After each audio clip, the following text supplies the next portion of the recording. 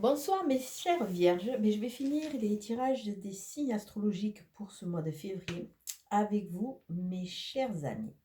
Alors on va regarder les influences qui vont traverser votre ciel du mois de février. À savoir que vous avez déjà ressenti, il y a des énergies qui sont très très fortes à l'heure actuelle et qui nous amènent à nous libérer, à nous nettoyer, à prendre conscience. Bon, c'est un tirage général qui ne va pas parler à tout le monde. Prenez vraiment ce qui vous parle, laissez le reste, hein. Il y a un temps pour tout le monde n'a pas la même éducation, tout le monde n'a pas le même karmique, tout le monde n'a pas les mêmes envies, hein. Donc, écoutez, tout est discutable, tout a le droit de vivre. Donc, comme c'est pour les signes solaires, ascendants ou lunaires, prenez vraiment ce qui résonne, à savoir que je vais donner des énergies relativement générales ou pas, et elles vont vous impacter ou pas. Et à savoir aussi que le temps cosmique est un temps qui est différent du temps terrestre. Le temps terrestre est assez pesant, hein, puisqu'on quantifie tout, on veut tout, que ça rentre dans des cases. Il nous faut être marié avant telle date, il nous faut avoir ça avant telle date. Le temps cosmique est beaucoup plus dilué, donc des énergies qui sortent là, ici et maintenant, peuvent commencer à surgir et vous allez en tirer les bénéfices ou pas dans un temps un peu plus lointain. Alors on va voir pour vous qu'est-ce que c'est que l'on nous annonce. Ah, chrysalide, il y a une transformation à venir. On a le lynx et très joli. Vous avez un très joli tirage, mes chères vierges. Donc la chrysalide, on ne va pas s'éterniser dessus, hein. Vous êtes en phase de changement, vous êtes en phase de compréhension, vous êtes dans une mutation, dans une transformation. On vous demande de passer de l'état chenille à passer à l'état de la chrysalide à la chenille. Et petit à petit, vous allez voir qu'il y a le joli papillon qui va pouvoir sortir. Avec la carte 57 à côté, on nous parle du lynx, on nous parle de trahison, d'infidélité. On nous parle aussi d'indépendance affective. Alors peut-être qu'à travers cette transformation qui arrive, on vous demande aussi de vous reconnecter avec tout ce qui est affect, de façon à... L'indépendance, c'est bien, mais il ne faut pas que ce soit une indépendance pour fuir ou pour ne pas être confronté. Donc là, bon, vous avez souffert peut-être, il y a des mutations, il est temps de vous libérer de certains poids. Et on voit qu'avec cette notion de lynx qui est là quand même pour nous dire qu'il y a eu de l'infidélité, de la trahison, peut-être il est temps de laisser cette ancienne vie, entre guillemets, hein, de repartir vers quelque chose de nouveau parce qu'on a quand même la rose à côté. Donc la rose nous apporte le bonheur, la confiance et le bien-être intérieur. Peut-être qu'à travers ces transformations, ces mutations, vous allez enfin retrouver le bien-être et tirer un trait sur ce côté infidélité, sur ce côté trahison qui vous a marqué. Là, avoir... Donc, comme je le disais au début, l'indépendance, ouais, mais il ne faut pas que ce soit, parce que là, c'est vraiment entre deux jolies cartes, il ne faut pas que ce soit quand même quelque chose, un faux semblant, c'est-à-dire qu'on prône très haut et fort qu'on est indépendant, mais c'est aussi pour se mettre un peu en marge de certaines souffrances, hein. Donc, l'indépendance, il en faut un peu, mais il n'en faut pas trop. Il n'en faut pas trop parce que sinon, quelque part, ça vous amène à vivre votre vie entre parenthèses. Alors, je vais continuer avec un jeu avec lequel je joue, façon de parler. Je travaille avec ma patientèle pour chercher tout ce qui est nœud. Les nœuds.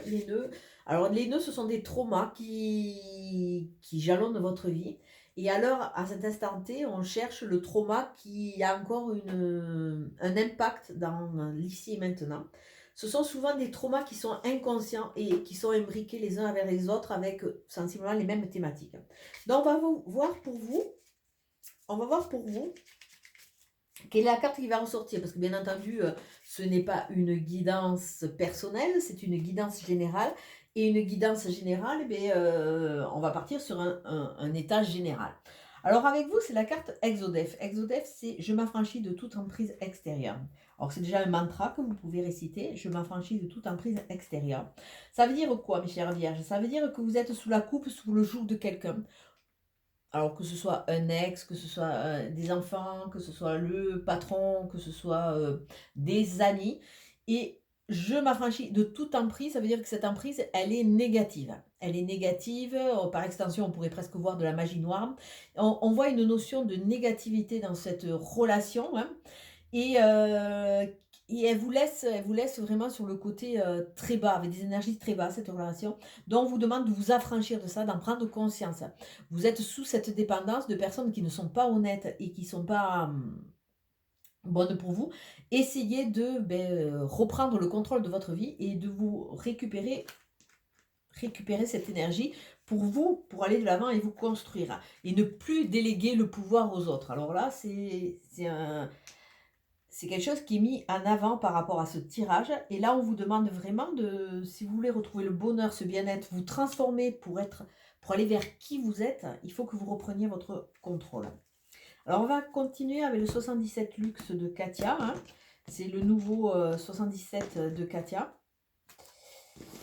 Et c'est celui qui, quelque part, c'est le révélateur. Il a été un peu mis, je pense, il a été créé dans ce sens, après le Covid, après tout ce qui est en train de remonter un peu à la surface. Il est un peu le révélateur, il est de sorte de... pas d'aboutissement, parce qu'on est toujours en chemin, hein, moi la première.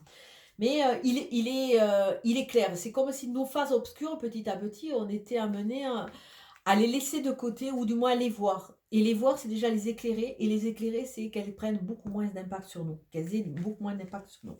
Alors, on va regarder pour vous les vierges. Pouf. Ah, notion de temps. Bon, c'est avec le temps qu'on avance, hein. Vous allez être éclairé. Vous allez comprendre. Vous allez comprendre sûrement que mais il y a des gens qui vous manipulent, il y a des gens qui vous laissent volontairement la tête sous l'eau. Vous croyez que ce sont des amis, mais ce sont de faux amis. Et parce qu'ils ne veulent pas que vous alliez de l'avant, ils ne veulent pas votre bien-être les dérange. Mais vous allez en prendre conscience et petit à petit, avec le temps, 1, 2, 3 jours, 1, 2, 3 week-ends, 2, 3 mois, 1, 2, 3 semaines, vous allez pouvoir sortir de ce... ouais, de ce marasme quelque part, ouais, parce que quelque part ça vous empêche, ça vous retarde. Ouh, le soleil, ouh, joli. Ah, voyez là, la trahison elle revient, les faux amis sont là. Attention à y réfléchir.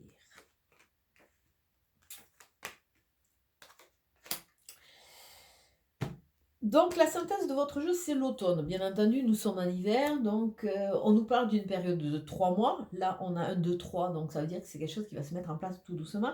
L'automne, qu'est-ce qui se passe? Eh bien, l'automne, la nature se dépouille de tout ce qu'il y a comme surplus, de surplus. Elle se libère de façon à pouvoir passer l'hiver le plus légèrement possible. Donc l'automne, ça vous dit que il est temps de vous libérer de choses qui vous retiennent dans certains schémas, qui vous empêchent, qui vous entravent. L'automne, c'est aussi, si on regarde ces deux feuilles, presque on pourrait vous dire qu'à un moment dans votre parcours, vous avez rencontré une âme sœur. Et peut-être que vous l'avez laissé partir parce que justement, ces mauvaises personnes vous ont mal aiguillé. Le bonheur que vous pouviez refléter, ça a vraiment, ça les a dérangés. C'est rigolo parce que ça c'est quelque chose, je ne me rappelle pas de tous les tirages, parce qu'une fois qu'ils sont finis, je ne me rappelle pas vraiment du tirage. Mais ça, pour les vierges, il me semble que je vous le dis régulièrement. Donc, il y a vraiment cette notion d'emprise, j'allais dire maléfique, c'est peut-être par extension, cette mauvaise emprise. Reprenez votre pouvoir. On voit que vous avez, à un moment, vous avez touché le soleil, les choses étaient éclairées, il y avait vraiment la lumière, la chaleur, le bien-être. L'été, on est dans ce bien-être. Et si on regarde la ligne, on voit que vraiment ces gens mauvais vous ont maintenu dans cette phase de manque, de marasme, de dépression, de tristesse, de mal-être. Là vraiment, là sur cette ligne déjà, on voit l'impact de ces personnes-là. Donc les deux rangées extérieures sont vraiment des énergies qui vont passer dans votre ciel et vous allez en faire ce que vous voulez, hein. Bien entendu, ce sont des conseils, ce sont des messages pour vous et après vous verrez si si vous arrivez à prendre le train en route ou alors si c'est encore que ben, vous restez à la gare parce que vous avez besoin de comprendre. Donc on voit qu'il y a des choses qui vont être éclairées, il y a ce bien-être, cette légèreté qu'on peut rencontrer l'été. Là, vous êtes en période de retrait, vous êtes en phase solitaire, hein, mais là, avec cette carte, il y a quand même le champ des possibles qui s'ouvre parce qu'on voit qu'à travers cette porte, il y a deux escaliers de chaque côté. On pourrait dire l'escalier du passé qui va vous faire revenir sur les choses redondantes et l'escalier du futur qui vous risque de vous amener vers quelque chose de différent. Encore faut-il avoir la force. La force, d'autant plus qu'on voit qu'à travers cet escalier du futur, hein, si on le prend comme ça, je l'ai pris comme ça, on voit qu'il y a vraiment une nouvelle route qui peut s'ouvrir. À vous de savoir si vous voulez vous y engager, parce que rentrer dans une nouvelle route, c'est aussi changer ses habits, changer ses habitudes, changer son carburant, changer plein de choses. Et revenir, enlever les faux semblants surtout. On voit que bon, il y a la phase de tristesse. Tristesse, abandon, isolement. Bon, j'aime aussi le prendre dans le sens parce qu'il y a il y a notre petite carte de chance à côté. Dans le sens de la centrifugeuse, où c'est que la centrifugeuse est un produit dans lequel vous mettez vos fruits, vos légumes. Et d'un fruit consistant, ça va vous extraire le jus et après vous aurez le déchet que vous pouvez mettre dans un compost ou pas. Donc c'est comme si avec une analyse poussée, je vais dire, vous arriviez à sortir le jus et le sucre qui va vous être nécessaire pour avancer et que vous allez laisser tout ce qui est déchet. Tout ça, ça va mener vers des périodes de chance. Donc, surfer sur cela. Et on voit qu'il y a de nouvelles signatures, hein, que ce soit des actes d'achat, de nouveaux contrats. Peut-être une réunion déjà, vous, avec vous, hein, si vous arrivez à être en phase et à bien aborder ce nouveau chapitre, puisqu'il y a le papillon qui arrive, vous allez déjà faire une signature, vous, avec vous. Hein, ça sera bien que vous vous retrouviez, hein, que vous compreniez qu'il y a beaucoup de masques qui sont mis pour plaire, pour ne pas déplaire, pour être accepté, on a toutes les fausses excuses pour mettre des masques. Mais finalement, à force de paraître, vous finissez par oublier d'être, et c'est quand même le principal. Être bon pour soi, être bon dans sa vie, être bon tout simplement. Hein. Je regarde Obélix qui est en hauteur sur une muraille à côté. Donc, l'axe central, c'est peut-être ce que vous allez peut-être le plus conscientiser, peut-être, hein, c'est pas à dire. Donc là, conscientiser que vous avez des gens qui ne sont pas bons autour de vous. C'est vrai qu'en le conscientisant, si on prend ça comme comme une cible, peut-être que vous allez aller au cœur du problème, vous allez vous débarrasser de tout ce qui est superflu, on l'a vu là, vous allez aller au cœur du problème de façon à vous retrouver assez rapidement. Alors peut-être des déplacements, hein, il y a une notion de voyage assez rapide. Bon, vu la conjoncture, malheureusement, je pense qu'on va être un peu limité. Mais assez rapidement, vous allez retrouver une aisance, retrouver une stabilité, retrouver une stature, la stature dans votre vie. Ou peut-être il y a une personne aisée, une personne avec un gros impact qui va être dans votre vie, qui va vous aider vraiment à amorcer, à rentrer dans cette nouvelle phase, dans cette nouvelle route. Mais je pense que c'est aussi vous qui êtes en chemin pour aller vers pour devenir cette personne-là. C'est-à-dire que plus vous allez aller vers des acquis, plus vous allez aller vers de l'expérience, plus vous allez pouvoir être cette personne-là. Bien dans sa vie, bien dans ses basques, prête à affronter la vie, mais l'affronter pour elle, quoi. Hein. Alors on va regarder, on va continuer. Hein. Toc, toc, toc.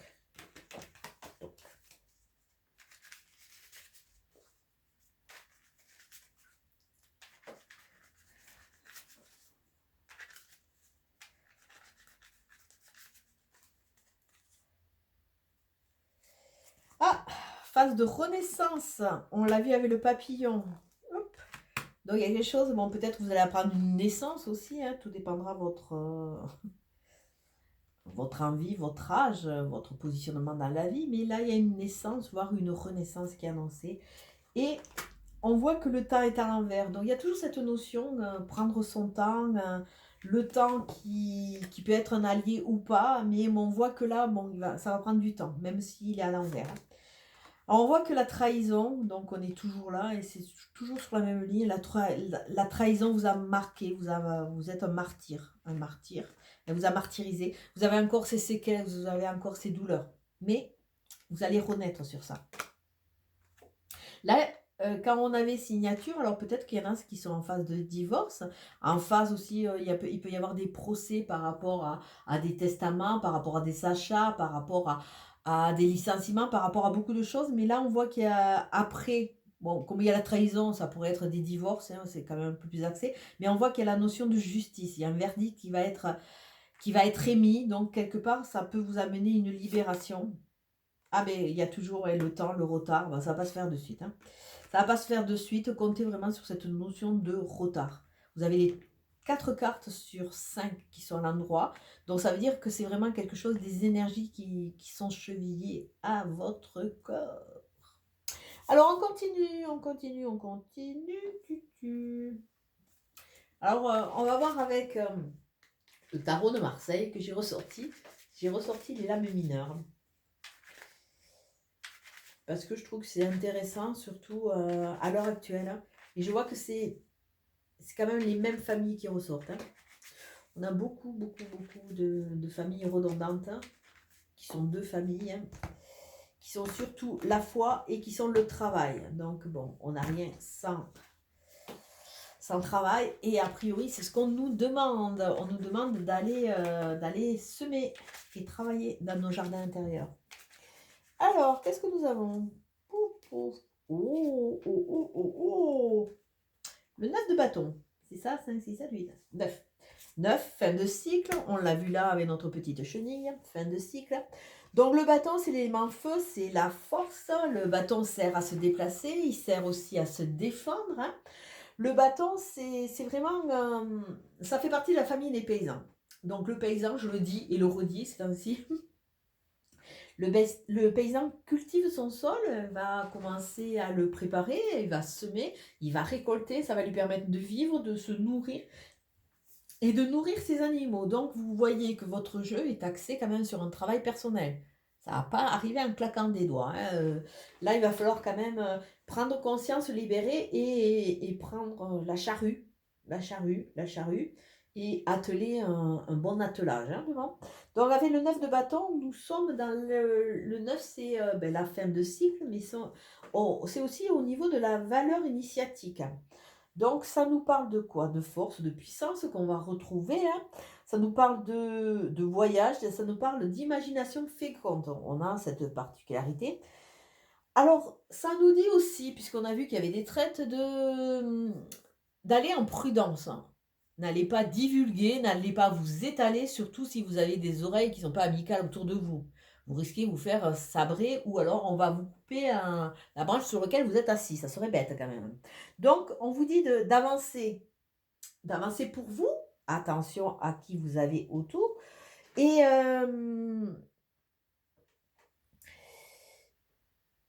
on vous dit que malgré des situations qui peuvent être tendues, parce qu'on voit que là quand même c'est des situations qui sont un peu figées, vous avez tendance à croire que c'est foutu, que vous voyez pas l'issue, mais avec ce 9, c'est une fin de cycle. Donc ça veut dire qu'il y a une issue qui va arriver. Osez croire, osez mettre un peu de positif. Vous allez voir qu'il y a la naissance et il y a quelque chose qui va repartir. Ne partez pas battu quelque part. Ne partez pas battu, il y a une fin de cycle, donc c'est pas évident, ça remue peut-être dans tous les sens, mais quelque part, on voit que vous allez retrouver votre propre pouvoir, et je trouve que c'est quand même un très beau message, parce que bon, c'est ça le but aussi de sa vie, c'est ne plus déléguer le pouvoir aux autres, et de retrouver son propre pouvoir pour pouvoir avancer. Donc on voit quand même qu'il y a un travail personnel, ça va pas arriver comme ça va pas tomber du ciel, même que vous soyez très gentil.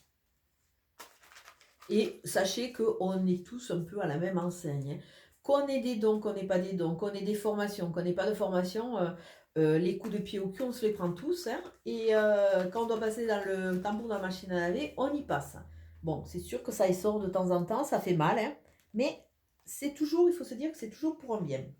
D'autant plus que là, on a une carte qui est sympa, hein. Elle vous dit: «Soyez courageux». Alors déjà, on vous demande déjà de vous détacher de toute emprise extérieure. «Soyez courageux» nous dit aussi que, à l'heure actuelle, vous êtes un peu dans la fuite. Votre ego, il vous dit: «Ah non, non, n'y va pas sur cette jolie route, ne sors pas derrière ta porte».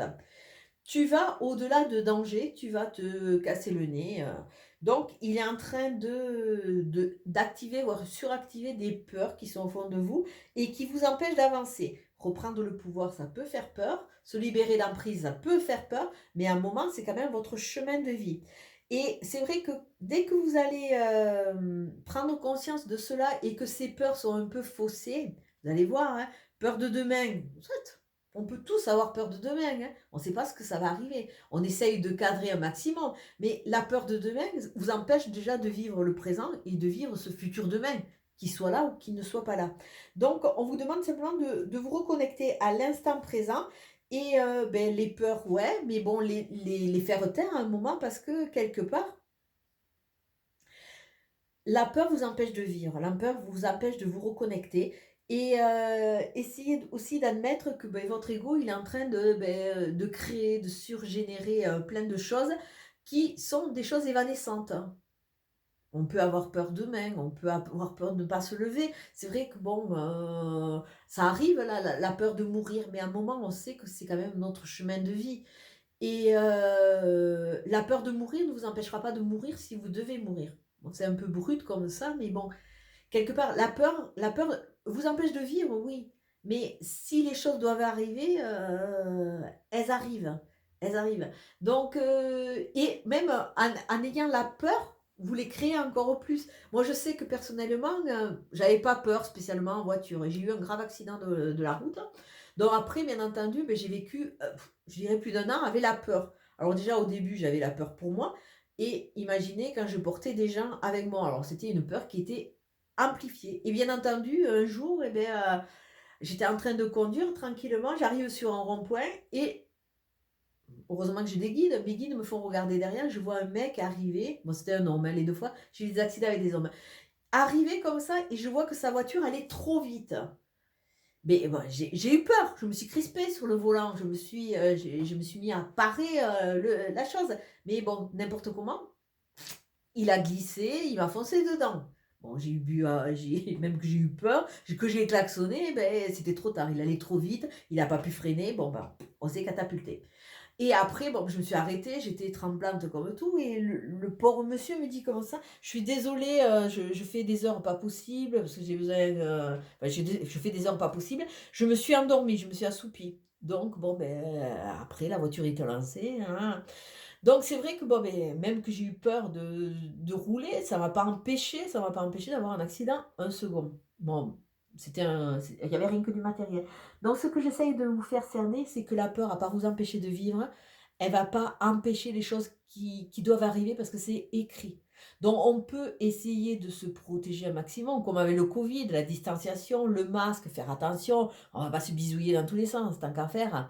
Mais si le Covid arrive, si vous vous désinfectez pas les mains, si vous devez avoir, à part vous mettre peut-être dans une sorte de truc aseptisé et de ne plus avoir contact avec le monde, je pense pas qu'il y ait 36 000 façons de se protéger. Donc, essayez de rester dans cette réalité, essayez de vivre tout simplement. Bon, écoutez, j'espère que ces messages vous auront parlé. Je vous souhaite une très très belle soirée et je vous dis à très bientôt. Ciao, ciao.